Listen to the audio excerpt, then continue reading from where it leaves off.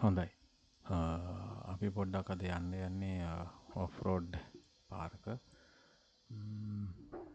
පේන ඇති ඔයාලට මෙතන වටපිටාව කොහොමද තියෙන්නේ කියලා.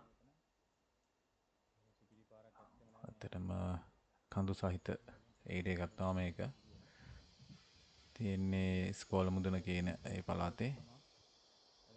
මේ පුංචි වැඩකට ආව ගමන් ඔයාලට වීඩියෝ එකක් දෙන්නේ. ඉලෙක්ට්‍රික් ස්කූටර් එක.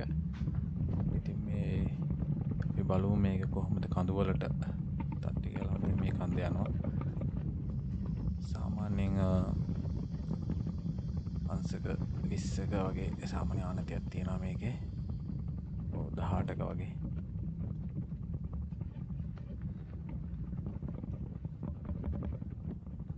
පොඩි බෑවුමක් දැන් තියෙනවා.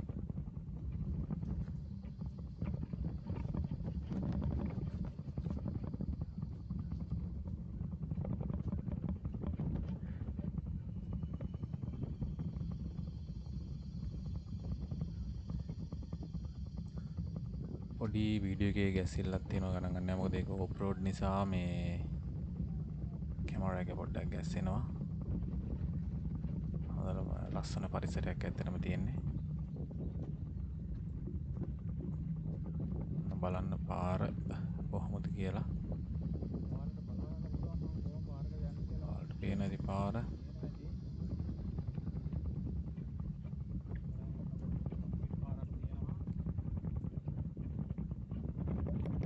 එතන හිතුවට වඩා මම මේක මේ කඳු වලට මමත් බයේ තමයි ගත්තේ. නමුත් මේක ඇත්තටම කඳු ඉතාමත් හොඳට මේ ධාවනය කරනවා කිසිම ප්‍රශ්නකින් තොරව. පොඩි ස්ලෝ එකක් විතරයි සමහරක් හෙවි කන්දක තියෙන්නේ. ඒ කියන්නේ ටිකක් ආනතිය වැඩි කන්දක ගියොත් අපි පොඩි ස්ලෝ එකක් තමයි තියෙන්නේ. එහෙම නැත්නම් සාමාන්‍ය කිලෝ 80ක් විතර දාලා සාමාන්‍ය නෝමල් කන්දක අපිට යන්න පුළුවන්. එහෙම නැත්නම් ඩබල් දාලා අපිට යන්න පුළුවන් මේකේ.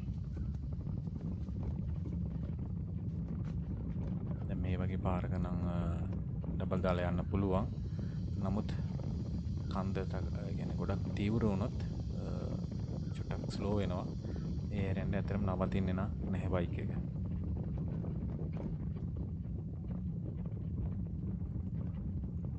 අර පේන ඇති මේ කන්ද කොච්චර ලොකු ආනතියක්ද තියෙන්නේ කියලා.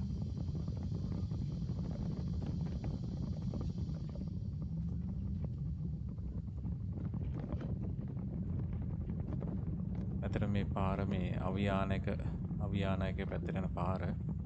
ඉතින් ඔයාලා දන්නවා මේ පැත්තේ කොහොමද කොයි වගේ කඳුද තියෙන්නේ කියලා. සර්ච් කරලා බලන්න පුළුවන් පොඩ්ඩක්. මේ පාර තමයි මේ තියෙන්නේ.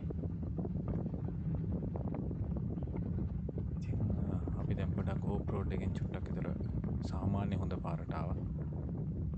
එච්චරම හොඳත් නෑ මේක අර ගැසිලි පැද්දිලි වැඩි පාරක් මේකත්. ඉතින් මේක අවියානයකට යන පාර. මේ පැත්තේ ඉන්න අය දන්නවා මං හිතන්නේ මේ පාරේ ස්වභාවය කොහොමද කියලා. තාමත් හදාගෙන තමයි යන්නේ මේ පාර.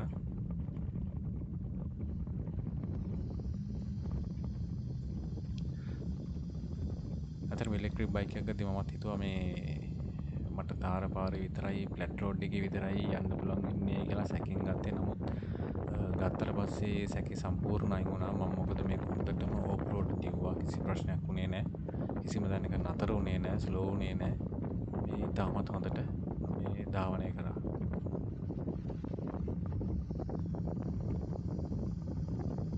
සාමාන්‍යයෙන් පැයට කිලෝමීටර් 55ක වගේ උපරිම වේගයක් මේකේ තියෙනවා. ඒ වේගෙන් අපිට යන්න පුළුවන්.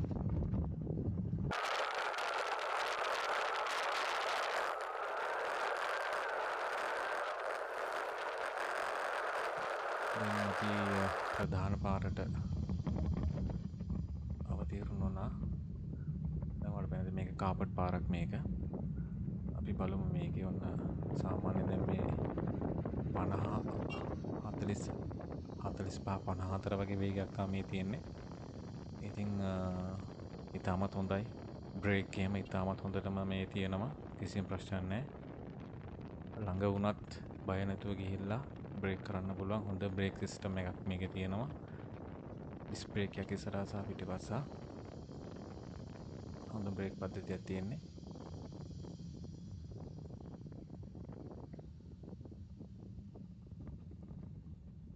අනික බර අදින්නත් පුළුවන් හොඳටම කිසි ප්‍රශ්නයක් නැහැ.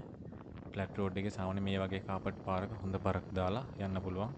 කිලෝ 150ක් 200ක් ඇත්තටම නතින් තමයි බයික් එකට නම්.